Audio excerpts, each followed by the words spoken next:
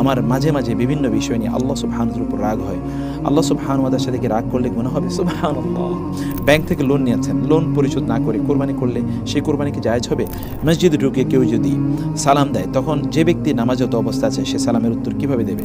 সমাজে প্রচলিত আছে খাবার সময় সালাম দিতে হয় না, এক্ষেত্রে ইসলাম কি বলে? দেখুন, পরিস্থিতি পড়ে যদি বাচ্চাকে নানা নানির কাছে রাখে, বাবা মা দুজনেই দেশের বাইরে থাকে, সেক্ষেত্রে বাবা মা এর কি গুনাহ হবে?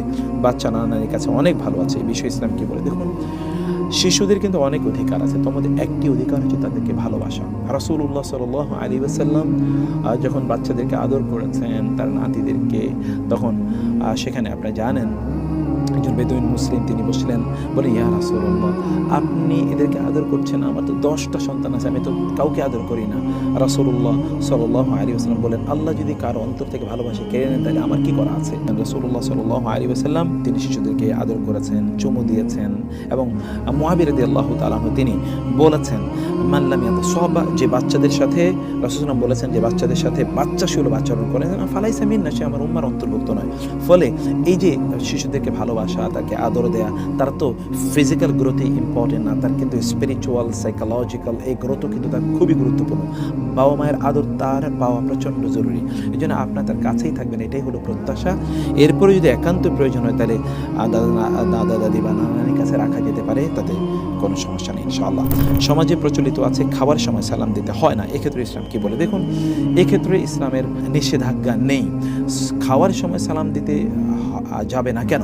সালাম দেয়া কখন নিষিদ্ধ এই বিষয়গুলো আমরা জানি। যেমন ধরুন, কেউ সালাতের মধ্যে আছেন বা কেউ ধরুন পেশাব পায়খানা করছে, এরকম অবস্থায় সালাম দিতে পারে না। যদিও কেউ বলছেন এই অবস্থায় সালাম দেওয়া যায়, সেটি একটা ডিফারেন্ট আইডিয়া। আমরা বলছি এই সকল অবস্থায় সালাম দেওয়া যায় না, কিন্তু একজন ব্যক্তি তিনি তো খাচ্ছেন, তিনি এর মধ্যে কি কোনো সালাতের মধ্যে আছেন বা অন্য কোনো বিষয়ের মধ্যে আছেন যে তাকে আপনি সালাম দেবেন না, তিনি সালামের উত্তর দিতে পারবেন না? অতএব খাওয়া অবস্থায় সালাম দেওয়া যায়। উলামায়ে কেরামের মধ্যে কেউ কথা বলেছেন যে যখন দুইজন কথা বলে অথবা কেউ খাচ্ছে, এই সকল অবস্থায় তাকে সালাম দেওয়া যায় না, কারণ তাদের একটা আশঙ্কা ছিল এই অবস্থায় যদি কেউ কাউকে সালাম দেয়, তিনি যদি সালামের উত্তর দিতে যান তাহলে তার খাবারটি তার গলায় আটকে যাবে, অথবা তাদের কথায় যে গুরুত্বপূর্ণ কথা বলছেন এখানে ইন্টারাপশন হবে। এই কারণে লোকেরা এই কথা, মানে সালাফগণ এই কথা বলেছেন, কিন্তু কথাগুলো কোরআন এবং হাদিস সমর্থিত নয়। আমাদের খাবারের সময় সকল ধরনের কথাবার্তা চলে, কেবলমাত্র সালামই দেওয়া হবে না, সালাম দেওয়া যায় না, এই কথাটি ঠিক নয়। ফলে আমরা সালাম দেব, রাসূলুল্লাহ বলেছেন, তোমরা যদি আলা আদুল্লুকুম, আমি কি তোমাদেরকে এমন কোনো কাজের কথা বলবো না যে কাজটি তোমরা করলে তাহাবাবতুম, তোমরা পরস্পরের প্রতি তোমাদের ভালোবাসা বাড়বে? তারা বললেন, সাহাবায়ে কেরাম বললেন, ইয়া রাসূলুল্লাহ, তখন তিনি বলেন, আফশুস সালামা বাইনাকুম, তোমরা তোমাদের মাঝে সালামের প্রচলন ঘটাও। ফলে সালাম বেশি বেশি দেয়া, সালাম থেকে মানুষকে বাধা দেওয়ার এই বিষয়গুলো একেবারেই ঠিক নয়। কেউ যদি সালাম দেয় তাহলে আপনি উত্তর দেবেন ওয়ালাইকুম আসসালাম। হতে পারে আপনার যদি খাবার থাকে তাহলে আপনি যদি বলতে নাও পারেন তাহলে আপনি একটু পরে বলেন, 5 সেকেন্ড 10 সেকেন্ড পরে আপনি বলতে পারেন ইনশাআল্লাহ। মসজিদে ঢুকে কেউ যদি সালাম দেয়, তখন যে ব্যক্তি নামাজরত অবস্থা আছে সে সালামের উত্তর কিভাবে দেবে? খুবই গুরুত্বপূর্ণ একটি প্রশ্ন। কেউ যদি নামাজের মধ্যে থাকে তাহলে তিনি তো সালামের উত্তর দেবেন না, সালাম ফিরে তারপরে তিনি সালামের উত্তর প্রদান করবেন ইনশাআল্লাহ, এটি তিনি করতে পারেন। আমার মাঝে মাঝে বিভিন্ন বিষয় নিয়ে আল্লাহ সুবহানাহু ওয়ার উপর রাগ হয়। আল্লাহ সুবহানাহু ওয়া তাআলার সাথে কি রাগ করলে গুনাহ হবে? সুবহানাল্লাহ। আল্লাহ সুবহানাহু ওয়া তাআলার উপর রাগ কিভাবে একজন মানুষ করে, একজন মুমিন করে? আল্লাহ সুবহানাহু ওয়া তাআলার উপর কি রাগ করা যায়? যিনি আর রহমান, যিনি আর রহিম, যিনি আল ওয়াহ্হাব, যিনি আস সাত্তার, যিনি আল কাহ্হার, যিনি আল মালিক, যিনি মালিক আল মুলক, যিনি মালিক ইয়াউমিদ্দিন, সেই মহান আল্লাহ সুবহানাহু ওয়া তাআলা, তার উপর আল ওয়াসি', যিনি ওয়াসিউন আলিম, সে মহান আল্লাহর উপর কিভাবে একজন ব্যক্তি রাগ করে? যিনি আপনাকে সৃষ্টি করেছেন, আপনার সকল প্রয়োজন মেটাচ্ছেন, যার কাছেই কেবল আপনাকে প্রার্থনা করতে হয়, তার উপর আপনি কেন রাগ করেন? সুবহানাল্লাহ। এটি কেন হয় জানেন? প্রথমত হয় এটি আল্লাহ সুবহানাহু ওয়া তাআলা সম্পর্কে আপনার ধারণাই নাই, দিন সম্পর্কে আপনার ধারণাই নাই, এই না থাকার কারণে মূলত আপনার মধ্যে এই কাজটি হয়। আর দ্বিতীয়ত যে শয়তান এই কাজটি করে, শয়তান তো আল্লাহ সুবহানাহু ওয়া তাআলা সম্পর্কে মানুষকে বিদ্রোহী করে তুলতে পারলেই শয়তানের সফলতা। ফলে শয়তান আপনাকে আল্লাহ বিদ্রোহী, আল্লাহ দ্রোহী করে দিতে চায়। আল্লাহর উপর রাগ এটি একজন মানুষ করতে পারেন, এটা একজন মানুষের জন্য সবচেয়ে বড় অপরাধ, সবচেয়ে বড় গুনাহ, সবচেয়ে বড় জুলুম মহান আল্লাহ সুবহানাহু ওয়া তাআলার প্রতি। রাসূলুল্লাহ সাল্লাল্লাহু আলাইহি ওয়াসাল্লাম তিনি বহু এরকম ঘটনার প্রেক্ষাপটে তিনি এই বিষয়গুলো এভাবে তুলে ধরেছেন। আল্লাহ সুবহানাহু ওয়া তাআলা বলেন, বান্দা, আমি তোমাকে সৃষ্টি করেছি, আমি তোমাকে খাবার দিচ্ছি, আমি তোমাকে এই দিচ্ছি, অথচ তুমি আমাকে ছাড়া অন্য কাউকে ডাকো এবং অন্য কারো তুমি ইবাদত করো। আল্লাহ সুবহানাহু ওয়া তাআলা বলেছেন যে তোমাদের যখন তোমরা বিপদে পড়ো, আম্মা ইউজিবুল মুত্তাররা ইযা দাআহু ওয়া ইয়াকশিফুস সূআ ওয়া ইয়াজআলুকুম খুলাফা আল আরদ।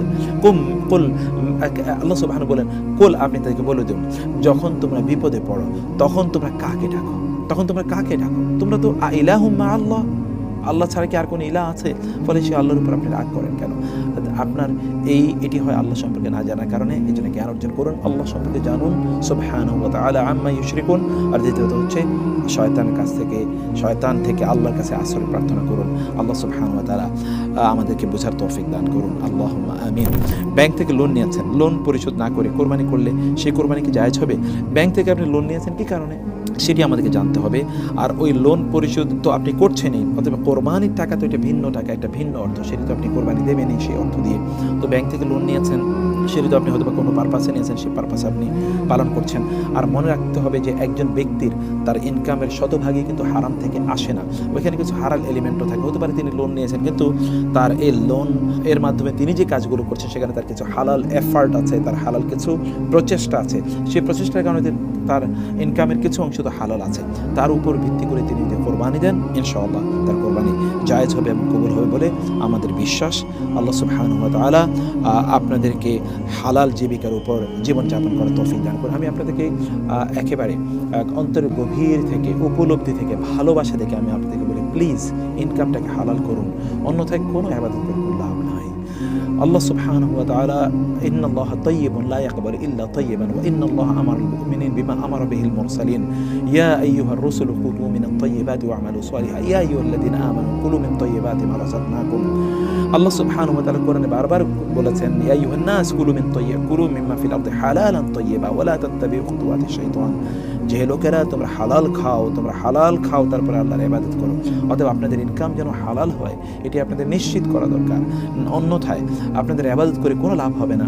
আমাদের খুবই দুর্ভাগ্য যে এই পশ্চিমা অথবা ধরুন এই যে প্রাচ্যের একেবারে সেই পূর্ব, আমরা একেবারে সেই ফার ইস্টের কথা বলছি অথবা পাশ্চাত্যের কথা বলছি, তাদের কালচারগুলো আমাদেরকে, বা ক্যাপিটালিজম, সেকুলারিজম অথবা ধরুন সোশ্যালিজম অথবা ধরুন আপনি এই যে আরও ধরনের কমিউনিজম ইত্যাকার বিভিন্ন ধরনের আইডিয়াগুলো আমাদের মাঝে দিন সম্পর্কে এত ভুল আইডিয়া তৈরি করে দিয়েছে যে আমরা ইনকামের ক্ষেত্রে, ইনকামের দুনিয়াদারির ক্ষেত্রে আমরা কোনো অবস্থায় হালাল এবং হারাম কোনোটাই আমরা মানছি না এবং কোনোটার প্রতি আমাদের কোনো ভ্রুক্ষেপ নাই।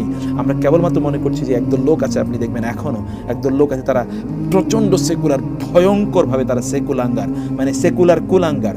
এই সকল ব্যক্তিরা তারা দেখবেন যে তারা কি হচ্ছে, তারা হয়তো বা জুমাবারে নামাজ পড়ছে মসজিদের প্রথম কাতারে অথবা অন্য সময় নামাজ পড়ে, ইত্তকার ঈদের দিনে তাদের কিন্তু টুপি পাঞ্জাবি ইত্যাদি দেখা যায়, কিন্তু তাদের ইনকাম হারাম, তাদের কার্যকলাপ হারাম। তারা মনে করছে যে দুনিয়ার সাথে আবার আখিরাতের সম্পর্কে, আখিরাত এক ধরনের কাজ, দুনিয়ার কাজ আরেক রকম, এবং দুনিয়ার কাজ আখিরাতের কাজের সাথে কোনোটাই কন্ট্রাডিক্টরি নয়। এই সকল ব্যক্তিরা ভয়ঙ্করভাবে তারা ভুলের মধ্যে আছে এবং শয়তানের বড় এজেন্ডা তারা বাস্তবায়ন করছে।